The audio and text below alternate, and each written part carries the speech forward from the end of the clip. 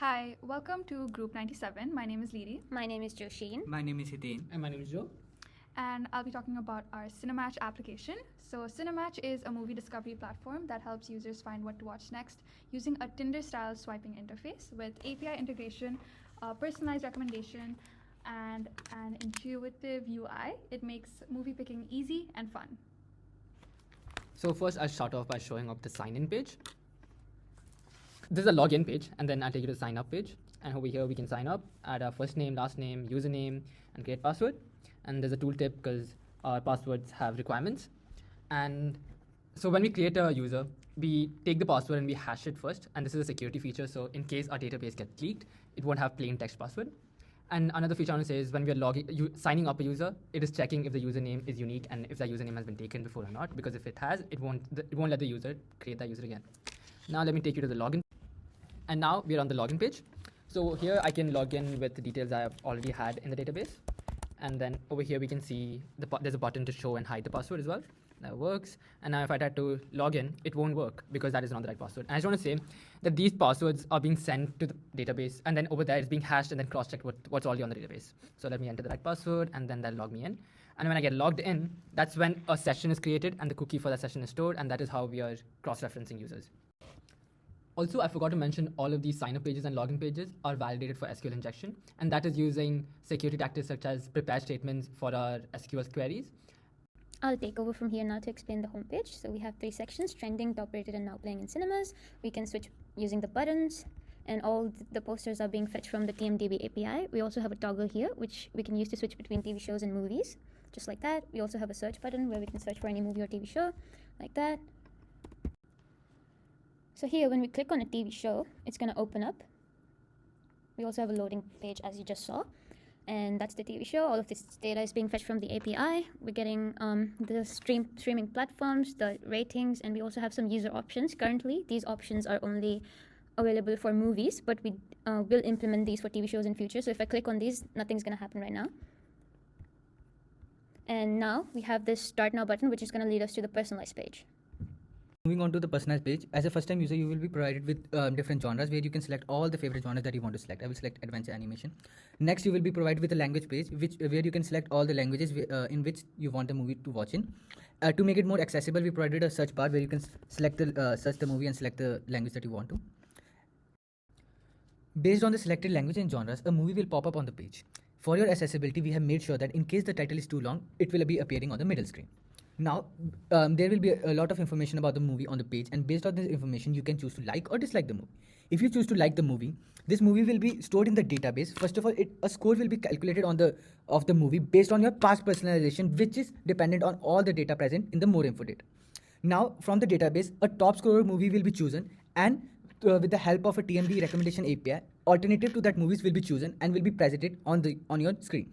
Because there are a lot of API calls through the backend and the TMD recommendation, we have set up our front end such that user gets a seamless experience. Now moving to the more info data, we have made casting such that the resizing doesn't break any of our data. And moving on to the external data, we are providing platforms where a user can view the movie, and we are also providing a link to watch the trailer for the movie.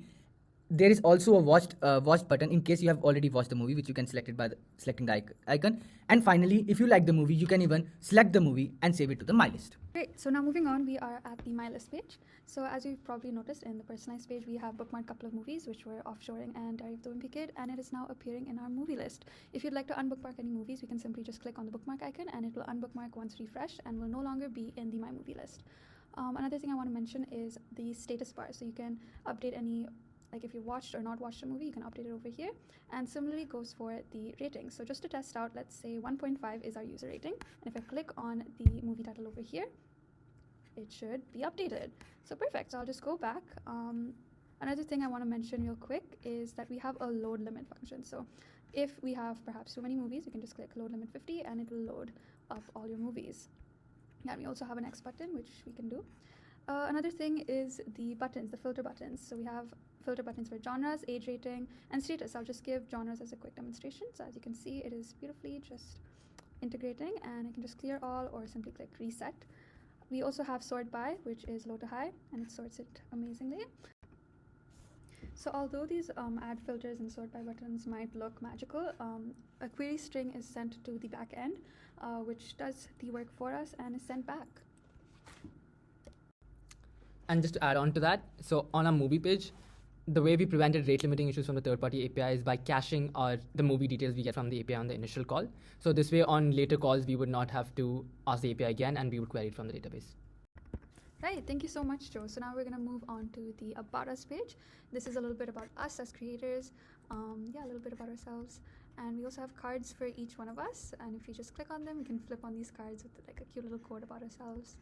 And yeah, that is the About Us page. Another thing I want to mention real quick is the dark and light theme we have. We have it throughout the page, and we also have a scroll back to the top button. Beautiful. And another thing I want to mention is this navigation bar. Since we have not mentioned, we can just navigate through any of the pages throughout this website. And yeah, and we can simply log out over here as well. Now I'll show you the admin page. And since you guys know that this is a normal user, you can't go to the admin page, and as you can see, it's not there in the nav bar. And I just want to show that if you try to go to it manually as well, it is being accounted for, and that will not work. You do not have permission. So now let me take you to my admin account, and on this account you can see on the nav bar the admin dashboard is there. So if I click on it, it takes me to the admin dashboard. Over here I can see the stats of stuff right now. So I can see 723 movies are stored as before, like I mentioned before, 5 users and so on. Over here we can see the users details, especially the roles, and I can see the administrator role on this account. I can see, if I click on a user, I can edit the details. So if I start to change their username, avatar, and then I do save change, that updates, and you can see the avatar changed over here as well. And then if I want to delete a user, if I select and then click on the test and then delete it, and that works too. And we can add filters to show only admins, show only both admins and users, only users, and we have sort by features as well. Continuing from here, we can switch to account settings. Here we have a bunch of options. First we have account settings, then we have our profile settings and preferences. In account settings, we can change name, change password, and since currently I'm an admin, I can't delete my account because I'm the only admin registered, but if I was a normal user, then I would be able to do so. There's a password check as well, and as you type in, it shows you what requirements are fulfilled. Then you can just change between avatars as well. It's going to show you a pop-up that it has been changed successfully. Then you can upload your own avatar as well, just like that, and select that, update it. Then there are just preferences that you can edit your languages, or the movie genres, or your theme. And you can click the escape button to go back to your. That was our project. Thank you.